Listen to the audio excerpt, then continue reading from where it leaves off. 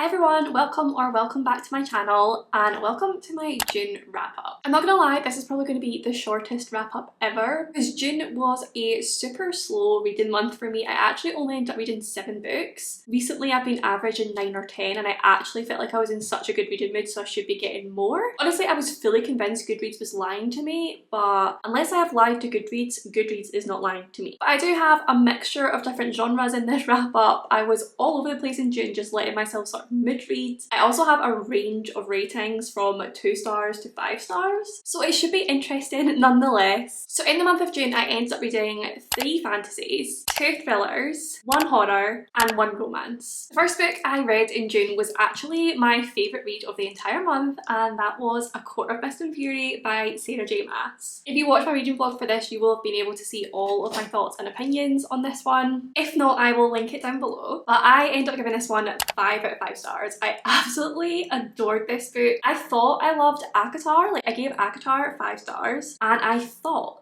that I loved Tamlin. I was so confused as to why everyone hated Tamlin and loved Rhys. In the first one, all I saw was like pure evil from Rhys, and I thought Tamlin was like a great guy. And all these people were just saying to me, just wait. But in this one we see a lot more of Rhys and Tamlin becomes a bit of an a-hole. I just loved watching Rhys and Feyre's romance blossom. I absolutely love this world. I just think Sarah J Maas's world building is amazing. I just get so immersed. I actually listened to the audiobook for this one and there was so many times where I just had to stop and listen and just appreciate the world and the characters. But I'm so heavily invested in this series, absolutely love this book and cannot wait to continue with it soon. The next book I read in June I actually read on my Kindle, and that was Run on Red by Noelle W. Ely. This is a thriller and we basically follow these 2 girls who are on their way to a college bonfire night type thing. But in order to get there they have to drive along this really windy country road, and once they're on that road they lose signal. And when they're on this road they're like miles away from civilization, it's pitch black, there are trees and like a valley on either side. And then this car starts like tailgating them, and at first they're just trying to tell themselves like it's fine, like they're just being annoying, we're not actually in any danger. And then the car comes up alongside them and it's like 2 guys with their hoods up acting really shady. It speeds off, but then they come around the corner and it's like stopped to like stop them from continuing. And then the book is basically about these 2 girls trying to get away from these 2 guys that are trying to like kidnap them. I ended up giving this one 3 out of 5 stars. I did really enjoy the beginning. I had such high hopes for it. It starts right in the action, like the first page is them already in the car on this road, and it was super fast paced. Like we were going from one scene to the next, this constant chase and them trying to figure out how on earth they're going to get like back to civilization, get a phone signal to phone someone, or just like wait the night out somewhere. But it did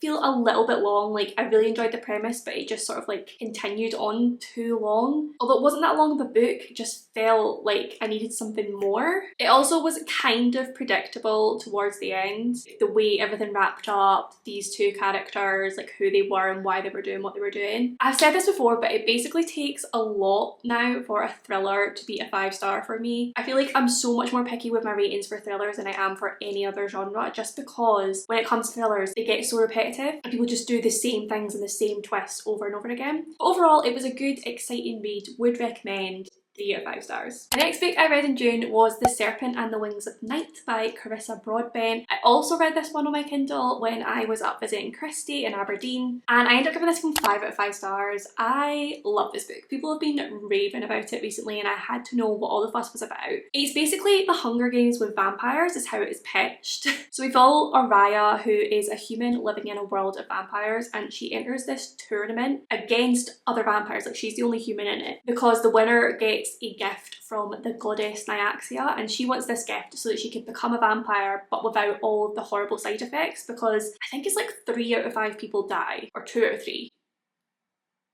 Some sort of fraction that's not very good odds every time they're turned. So if she does it for this gift, she's like guaranteed to survive, because she needs like power in this world where she feels so vulnerable and fragile. This one is pitched as a romantasy, but I would definitely not call it a romantasy. I think it's more of a fantasy with a romance added in. Like for me, a romantasy is where the romance is the plot. Like that's what we're focusing on. We're focusing on this like relationship and then other things happen. Whereas this one, it was more about the plot and the tournament and the trials. But I really loved it. I just wouldn't call it romantasy. I absolutely love the trials. I love anything with trials, but I feel like these ones were so original and unique and just so exciting. And it is quite a chunky book, but I flew through it. And I absolutely love the relationship between Rain and Araya. I cannot wait to read the second book and find out how things continue, because that ending, explosive. I feel like I'm still reeling from it. Like every time I think about it, I'm just like, so much happened in the last 50 pages and I really need to read on to find out what happens next. Next up, I read a book for my blind date with a book vlog, which I will also link down below if you have not seen, and this one ended up being This Could Change Everything by Jill Mansell. I was optimistic about this one. We basically follow Essie, who writes like a round robin letter to her friend. She types it up on her computer and it's only just supposed to be for this friend so that they can sort of like be a bit bitchy, just have a laugh with this idea of a round robin. And she writes all about her boyfriend's mum and how she's a dragon. And then she goes to bed, wakes up in the morning, and this email has been sent to all of her contacts, including her boyfriend and her boyfriend's mum. So the boyfriend dumps her. She moves away into this like nice flat with this eccentric old lady and starts working at this pub, but the pub owner is actually the guy who sent the email. So they don't get on very well. And then there's a guy living in the flat below Connor who we are also sort of getting to know. And from the blurb, I thought it was going to be like a love triangle type situation. It's not. I ended up giving this one 2 out of 5 stars. I just did not vibe with it. Like the dialogue to me was super cringy, like almost not even YA, worse than YA. It was just like, people don't speak like this. It cringed me out. It felt so fake. I felt like I couldn't connect to any of the characters because it's almost like they were all acting. It's like I was watching bad acting. That's what it felt like. And honestly, I was just a little bit bored. I didn't really like some of the things that were going on. I didn't quite agree with them. I didn't really like any of the characters. Yeah. It wasn't the best, but that's what you get when you do a blind date with a book. It's all part of the fun. Next up, I read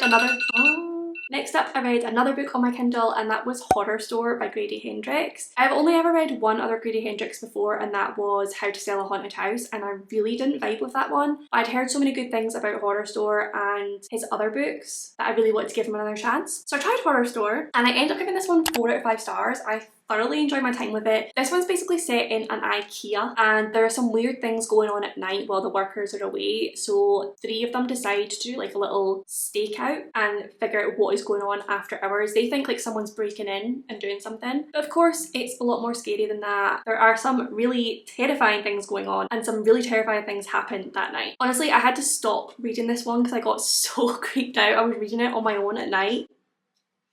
Don't do that.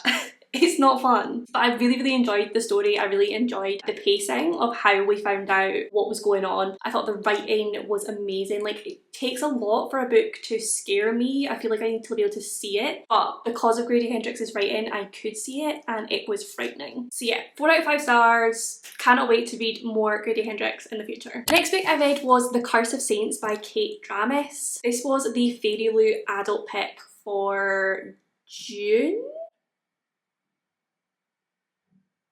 May. The fairly adult pick for May. And this one we follow Aya, who is one of the Queen's trio of guards. And she's a Vizia, and Vizia are people who have different affinities. There are different powers that they can have. Her one is persuasion, so she can persuade people to do whatever she wants, as long as they have like a little bit of willing to do it. But she starts to realise that her power is a little bit stronger than she first expected, which brings up a whole load of questions. We're living in a world where the gods had to come down once to get rid of all the like bad people who were trying to like own too much raw power and take over the gods. And they said if they ever had to come back, they would just like wipe out humanity. So we don't want that to happen again, but this resistance of people who want to use that power are rising again. We have an enemies to lovers romance in this. We have a little bit of a love triangle. I absolutely love my time with this. I gave it 4 out of 5 stars. It is super exciting. Again, really fast paced. The romance in this was everything. Like, Will has my absolute heart. I loved Aya as a character. Like, she's quite not morally grey, but there are good and bad sides to her, and she's such a strong woman as well. I mean, if you need a reason to read this book, I would say this is it.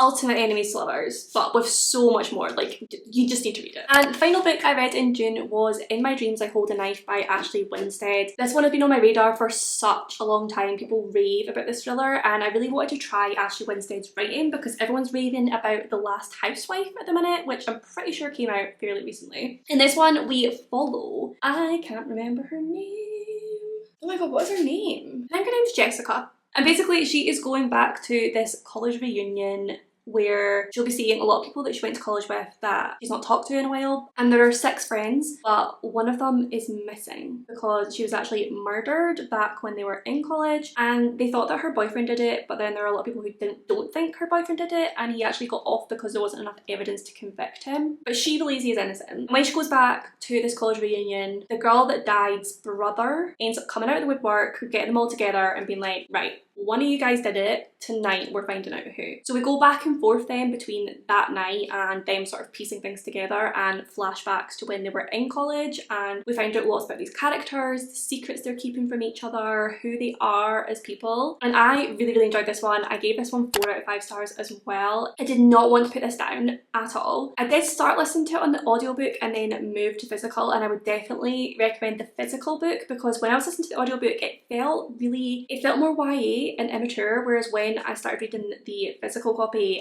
for some reason for me it felt a lot darker, more tense, much higher stakes. I don't know if it was just the narrator that was doing the voices was like a bit young, I don't know, but I love the physical read. This one, it gave me whiplash because we're just going between all these different twists constantly trying to work out who on earth the killer was. And honestly, I would be amazed if anyone could work it out because you get given so many different ideas and little seeds planted throughout this book. But it's also such a satisfying ending when we find out who did do it. I just thought it was wrapped up really well. And I absolutely loved the college setting as well. So yeah, another great read. 4 out of 5 stars. So that is it for my June wrap up. Please let me know what you read in June. Let me know what your favourite and least favourite books were of the month. If you made it to the end of this video, pop the knife emoji down below. Again, for In My Dreams I Hold a Knife. I work with what I can see, people. Pop that emoji down below just to let me know that you made it to the end of this video and that you enjoyed your time here. If you did enjoy the video, please do give it a big thumbs up, subscribe for more bookish content from me, comment down below with any of your thoughts and feelings. I do reply to every single comment. I love you all and I will see you in my next one.